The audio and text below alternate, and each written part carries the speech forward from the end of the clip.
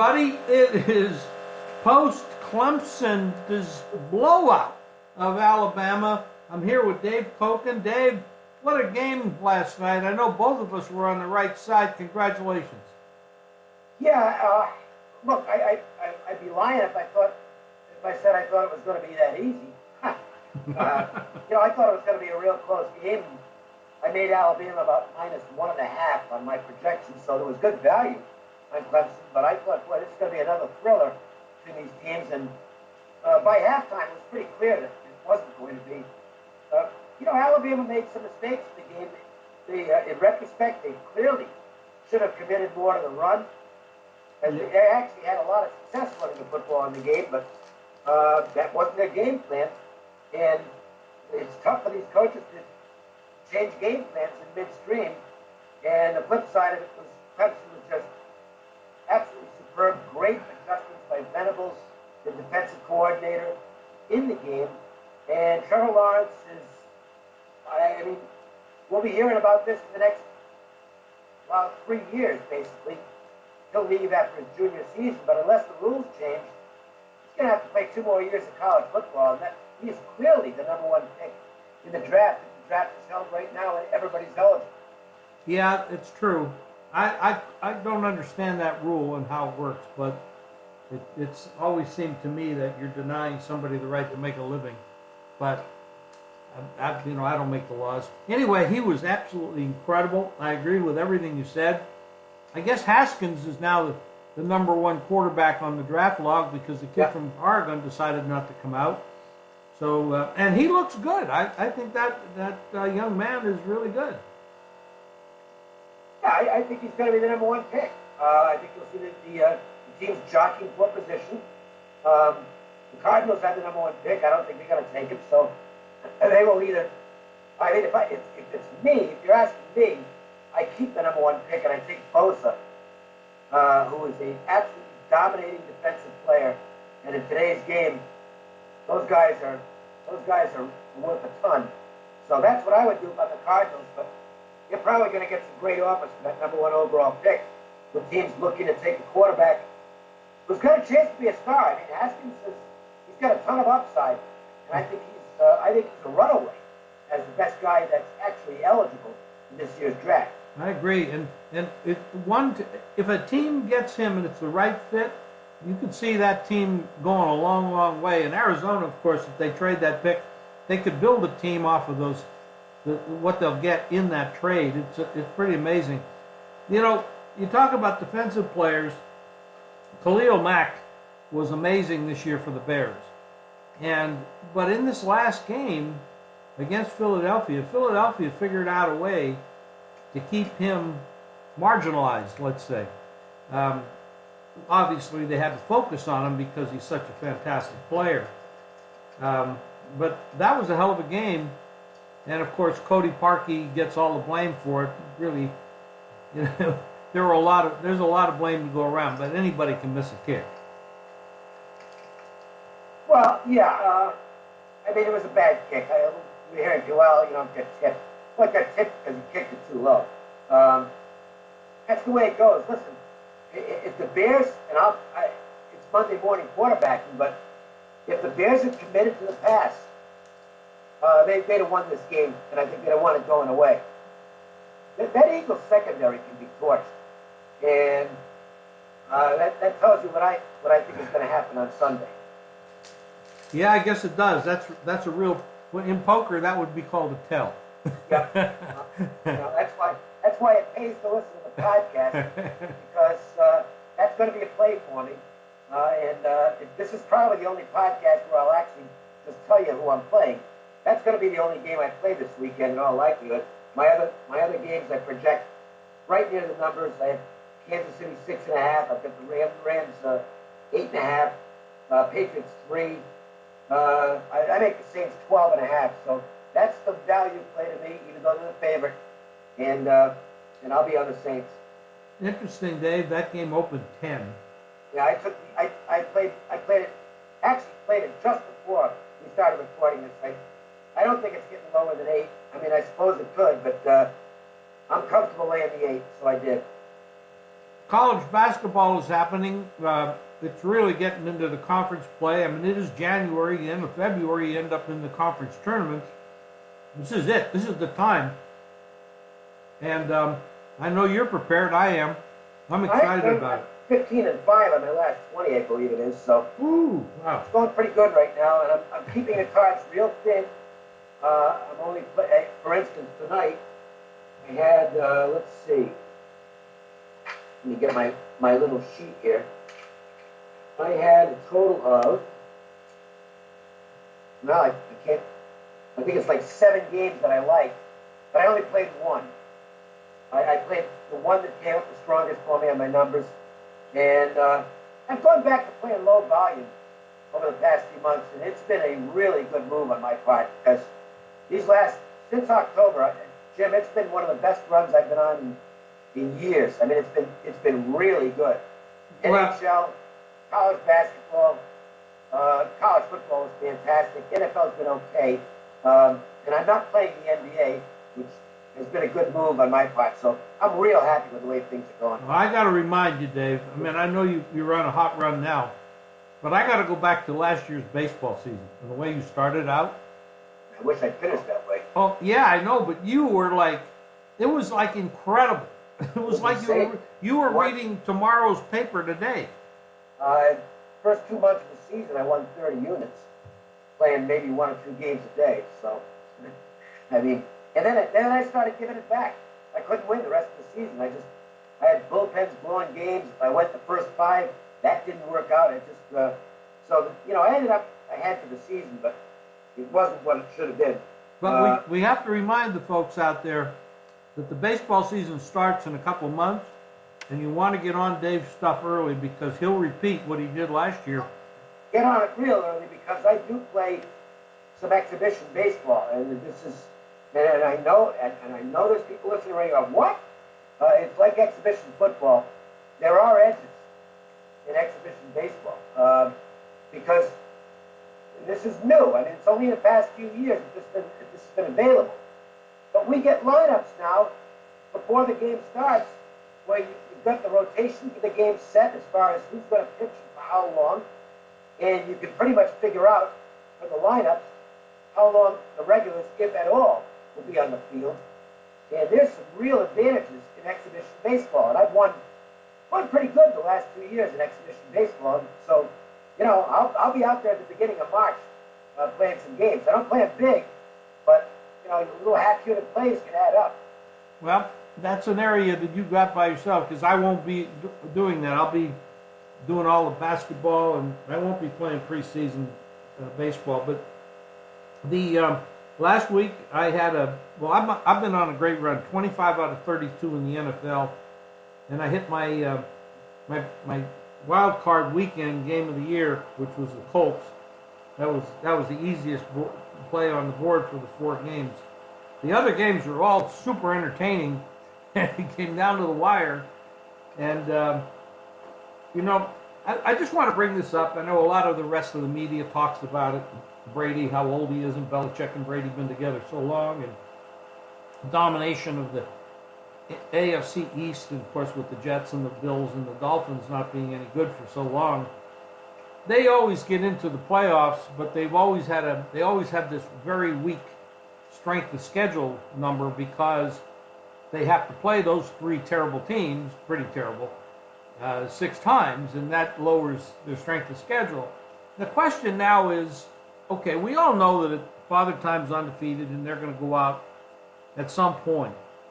And, you know, you're from that area. And I don't know if that means anything at this time because you've been out here forever. But I've been out here so long, it's, you know, I'd get lost if I went back there now. But, you know, is this the year, in your opinion, that they're going to fall off the wagon, so to speak? No, I don't know. I mean, I don't know.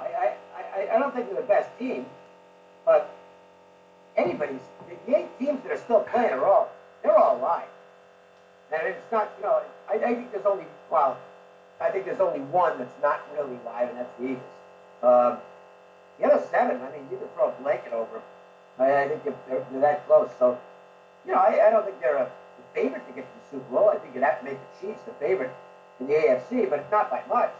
And given Andy Reid's postseason history, if it's Belichick versus Reid next week, I'd be inclined to take the Patriots plus the points. And that game would be in Kansas City, though. Yeah. It'll be the dog, but I'm not sure Reid gets through this weekend. I mean, my numbers say they do, but I'm uneasy with Kansas City in the playoffs because their defense stinks. It absolutely stinks. It's as bad a defense as there is in the league, and the Colts are playing really good football. So I'm not going to be shocked if Indianapolis wins that. Frank Reich has done a great job there. I don't know. Does he deserve Coach of the Year? I mean, maybe. He's done an unbelievable job. He could luck come at the beginning of the year. We all thought they were going to come in 4th in that division. Well, 1-5. Yeah, and he's coming off 2 years not playing and a new head coach, and what a remarkable job. Now that division isn't all that strong, but he's done a great job. And Andy Reid, what a magnificent year. Mahomes is incredible. But to me, the loss of Kareem Hunt took something away from. I know there's other running backs that are good there, but there's something was taken away from that team when he got suspended, and rightfully so. And then of course, like you said, there have been very few Super Bowl champions that have terrible defenses. As a matter of fact, there may not have been any. So that is a big hurdle. They've got to keep scoring, constantly score. And this is the first game for Mahomes in a playoff game, and the rookie quarterbacks didn't fare very well this past week doing that. No, although Mahomes is in another category. He's just, the guy he's absolutely incredible. He is. He's a magnificent. Well, this is it. A star is born. Always there. College basketball. Two stars are born because Cliff Kingsbury, everybody wants him now, and he's going to end up in the NFL. That's because he's the one who developed Patrick Mahomes at Texas Tech. So whether he gets, I don't know that he's an NFL head coach candidate, maybe, but he's going to be at least an offensive coordinator. USC should be making other plans right now because Kingsbury's not going to be there. I agree. You just brought something up, and I did an article on this, and I'm going to expand on it. There's 8 head coaches right now, and there may be other firings. It's possible. I mean, somebody else might get fired as they get knocked out of these playoffs. It's possible. I don't know that. But there's a lot of pilfering of other teams. They're going after head coaches, offensive line coaches, quarterback coaches, defensive line coaches, offensive head coach, defensive head coach. They're taking from each team. Now, what that creates is, you have a head coach and you got the chemistry of the other coaches they bring in behind them. And then, like we saw with Atlanta a couple of years ago, where they had the highest scoring team in football and then they lost, Shanahan, not Shanahan, what am I thinking? The head coach of the Niners. Yeah, they lost their offensive coordinator, and then they went from a 31 point per game or 32 points a game average to the next year 21 points a game, and it's never really recovered. So when you start changing the offensive coordinator, defensive coordinator, all the other sub-coaches, let's call them sub-coaches, assistant coaches, and the chaos that's developed the following year is going to be a tremendous advantage to guys like you and I, Dave, that can do the research, that can dig into what all these little new families are starting to look like for each team, where the average person is going to say, well, this team was good last year, so they're going to be good this year. Not so much. Even if you keep your head coach, if you start losing those assistants, everything changes. Yeah, well, look, I mean, and you want to look, it happens in the colleges too, and even, I don't know, even more frequent basis. You can argue that Alabama lost that game last night as much as anything because of the fact that their coordinators weren't as good. That's absolutely true. However, during the year, they blew out everybody and hardly had to play the second half of any of their games. Yeah. And so it was even though it might have hurt them last night, it didn't hurt them throughout the year at all. And so hats off to Clemson. Dabo Swinney did a great job. He's been doing a great job for years there. And last night it was just paid off to one of the explosive victory. Dave, we got a big weekend coming up, college hoops, all the stuff you're talking about, 15-5 run that you're on in college hoops. I've been doing exceptionally well in the NFL. Hope, knock on wood, I keep that up. I have a big play already posted for the NFL weekend, and I have 3 games today in college hoops. And I know, you're red hot. What do you have going on this weekend that you want to tell the people about? Then go to the website, jimfeist.com, and pick up your stuff. Well, I don't know. Because for me, I do the way my process works. I don't do my college basketball. I don't know until the night before or the morning what I'm going to end up on. In the NHL, I definitely don't know until the morning what I'm going to end up on because I like to get that morning skate info and confirmed goalies. So I can't say what I'm going to have, but all I can say is we have won a ton, or I have won a ton over the past 3 months and change, and there's no reason it's not going to continue. So if you buy the games that are up there, there's a real good chance you're going to be cashing tickets. Well, let me point out the upside of what you just said. No, you don't know what you have for the weekend. Now, in football, we know the matchups now. Right. So we can project that and make those plays. But in the daily sports, you can't do that. Well, I don't know. I mean, I can't. There's no way of knowing. I can estimate what the line's going to be, but my power ratings are fluid. So, they're changing every day. And well, there's a positive. Football, there's different methods in every sport. College football, I usually am done by Tuesday. Right. I know what I'm going to play, and it's either a question of playing it early to get the most value or waiting to get the most value if I think the line's going to go the other way. Correct. But that's not, with the daily sports, it's completely different. Well, that was the point I was going to make, is this is not like a newsletter. This is a daily, and Dave and I work in 10, 12 hours a day easily doing this. So the lines come out for the college hoops today, probably about 3 o'clock, for tomorrow's games. Right. I'm already working on them, and I know Dave is as well. And that's what the advantage of late information, late handicapping, knowing the injuries, seeing the cycles and trends. So this is not like doing a newsletter. This is, and projecting 3-4 games down what it's going to look like. This is up-to-date, now information. And that's the advantage. When Dave says, oh, I don't know what I have for the week. No, I don't either. Because we're going to be doing that work, the day before and the night before. And this is not an 8-hour day, that's for sure. No, that's why what I do, I send my plays up to my customers and to the sites like yours at the same time I'm playing it myself. It's the exact same time.